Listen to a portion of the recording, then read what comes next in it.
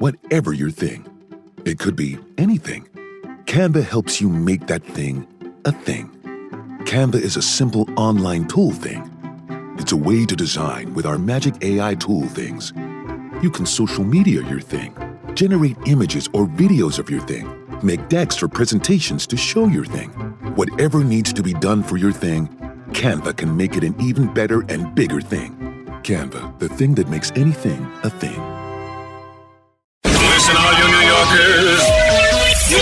Taxi! Okay, man, we're looking around. This is the 77 WABC minicast. By the way, let's just talk about this parade. It's unbelievable. Yeah. The lockdown all over. And Mandami is not going to be there. Yeah. Right? And another thing with Mancami, moron Mancami, he does not think if the Knicks win, he will not have a parade. So he said, I don't know. Could you imagine what a creepy dude and the that Knicks is? now are in the final. Yeah, what a creepy dude. We'll see. Moron. Meantime, Percent says no sanctions relief for Iran until enriched uranium is handed over. This is very crucial. The negotiations with Iran have reached a point where basically everything is settled except for the fate of the uranium they've already enriched.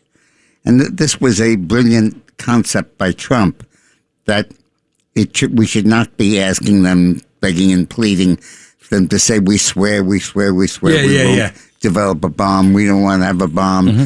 This enriched uranium is entirely for our nuclear reactors that don't need it, that we don't need when we have all this oil.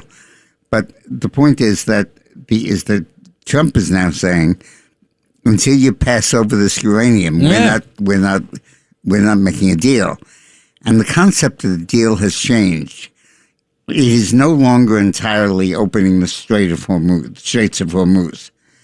And from the beginning, that was kind of like the Blazing Saddles scene, where the black sheriff says, "Shut up! I'll kill him." Don't shoot sheriff. I'll kill the sheriff. I'm going to shoot the He sheriff. didn't say sheriff, but whatever. Yeah, we all know what he said. And everybody says that was hilarious. Everybody says, "Oh, come on, he means what he says." And he's holding the gun to himself. Holding the gun to himself. That was great. And that the Straits of Hormuz thing reminds me of that. The U.S. said that unless you cooperate, we will close the Straits of Hormuz. We will raise our own gas prices.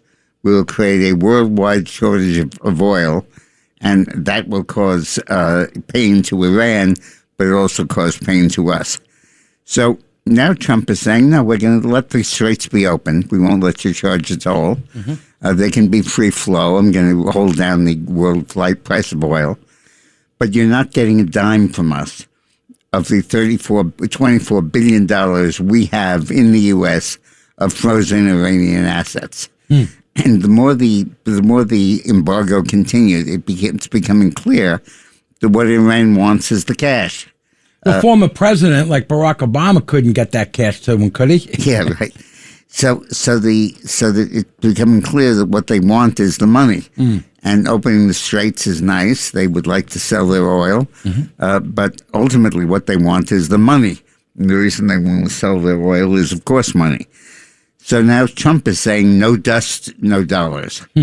Unless you release the nuclear uranium you have enriched and give it to the U.S. or to another country England. we agree I think he was saying maybe the UK. Go on. Yeah. I don't remember. I'm not going to really pay you $1 of your frozen assets. And the reason for that is because for 40 years, that's what they do. Okay, ceasefire, let's talk, we'll have negotiations. And then they blow something up or they do something. They just stall for time. Now Bessent says nothing is on the table until we see the Straits of Hormuz open and the Iranians agree they have to turn over highly enriched uranium and they can't have a nuclear weapon. That's the first, that is necessary for there to be anything on the table. Right. And asked what Trump would do, he said it's always impossible to predict. One can see the president very clearly state his three prerequisites. And the president open straight, highly enriched uranium, and no nuclear program. And he also said that Trump's not going to make a bad deal for the American people. That's it. And that's what he does. And at the same time, the price of gas for American motorists has dropped 12 cents this week. A little more. A little more than that. But 14, I think, or something like that. Uh-huh. And that's significant. And the price of Brent crude, the oil, is now down below $100 a barrel. And increasingly, the world is adjusting to the closures of the Strait of Hormuz. So I think that what Trump is doing really is basically raising the stakes with Iran and saying, unless you turn over everything you've done in the last 30 years in defiance of international community, Sure. unless you turn it over to us or to a neutral country, we are not going to give you a penny. That's it. No dust, no dollars. And I Yeah, think because that's they'll stall him for weeks, right. or more, and he knows. And he's basically saying now, I don't care if you open the straits, close the straits. Right. If you open them, I won't let you charge a toll for them. But the point is that you can open them or close them. There is no deal unless I see dust. Right, and we Unless have I see oil, the- right? Yeah, I wonder what the backroom deal is with all these oil rig guys and refineries. They must be opening up. Trump must be talking to people that want to open up refineries that can refine our oil. Yeah, of course. You know, that as we talk Well, about. but I we just have- don't know. We have plenty of oil. The U.S. produces about 14% of the world's oil. No, more. I think it's more than that. 30%. But that's not it, though. It's refining it. We cannot refine our oil. We are set up to refine the mud oil we get from Venezuela. That's Venezuela, but we have plenty of good oil. Right. The other thing that's going on is that the paralysis in Iran is stopping any kind of deal from being done. It's almost impossible now to negotiate with Iran. The chronic order of governance inside Iran is what's holding any kind of negotiation. An inability to make timely, decisive, and rapid decisions. Also, they know that if they make a decision that the mullahs don't like, they get killed. Under such circumstances, the Trump administration may need to exercise greater transparency and caution in negotiations. Whether the U.S. reaches a deal with the Islamic Republic or not, Iran will lash out in retaliation and try to assassinate Trump and his family. But the paralysis goes to bureaucratic paralysis.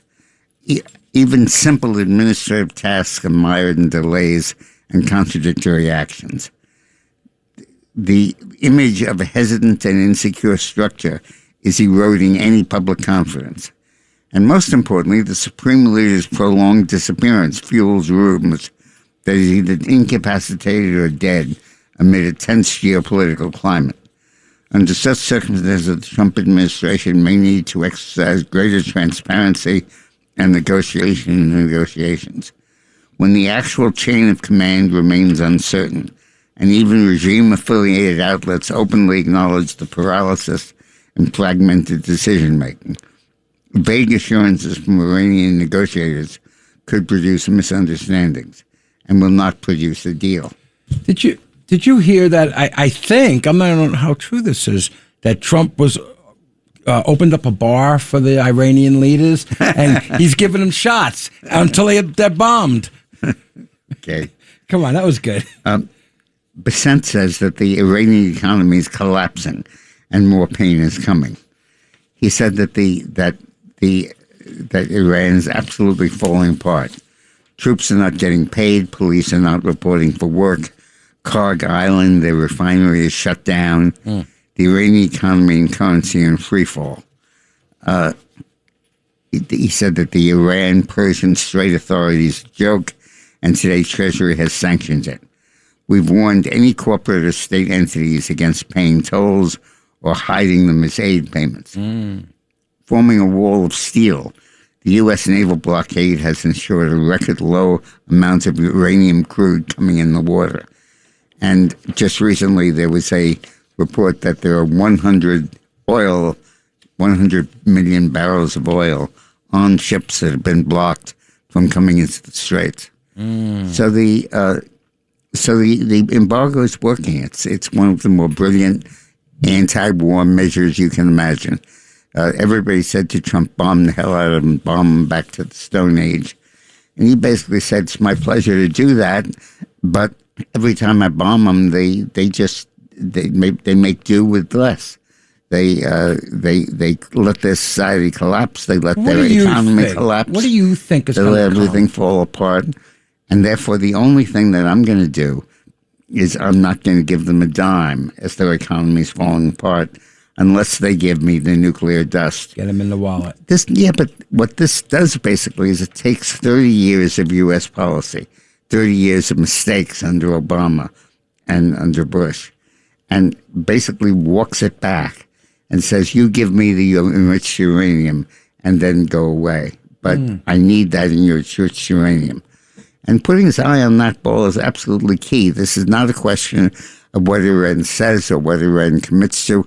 It's a question of what happens with that enriched uranium. And what Trump is going to do about it, not what Iran's going to do about it, what he's going to do. But he must have some great people in his ear, to give him this kind of information. I mean, obviously he does what he's going to do, and he's a decision maker.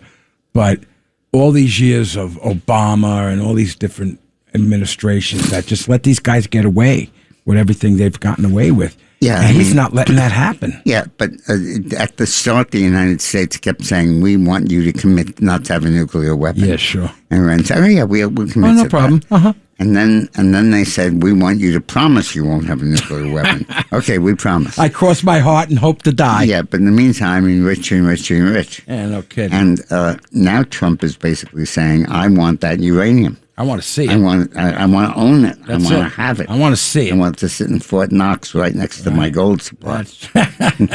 I want to see the buckets of uranium. Right. So the DOJ is going to dismiss this bogus, seditious conspiracy charge with the Proud Boys. The Trump Department of Justice on Friday moved to dismiss that conspiracy charges against the Proud Boys for their actions on January 6th. This was long overdue. The Biden regime, Democrats, and the legacy media openly lied to the American public to create an entire narrative about January 6th that was utterly false. They all knew it was false, but ran with it anyway. The Gateway pundit ran a clip in February of 25 detailing how the deceitful men and women of the Biden DOJ attempted to pressure Proud Boys leader Enrique Tarrio to lie in order to get President Trump. To his credit, Enrique refused to play a part in the evil scheme, so they sentenced him to 22 years in prison. Oh, my goodness gracious. In kangaroo court. If that wasn't bad enough, the only evidence the DOJ was able to produce to indict the Proud Boys was a document titled 1776 Returns. That was written by the FBI and then inserted into the Proud Boys chat group to indict the pro-Trump group. Wow, this is unbelievable. So this entire concept unbelievable. Of right-wing extremism, of a fascist takeover, of the Charlottesville, Virginia riots. That the entire basis of the Biden candidacy was on 2 or 3 national presidential events was not only not true, it was material created by the progressives, the bad guys, and planted on the Proud Boys to try to create the national narrative that they were trying a right-wing takeover. I want to see something happen, a consequence to those people that they know who did this. They know who figured out, who wrote these things up. And if they know. I want to see someone go to jail, or I want to see a trial about this. I don't want this. It just keeps going away for some. We talk about this a lot. And we say, oh, this has happened, and they're going to indict this one, and they're going to indict that one.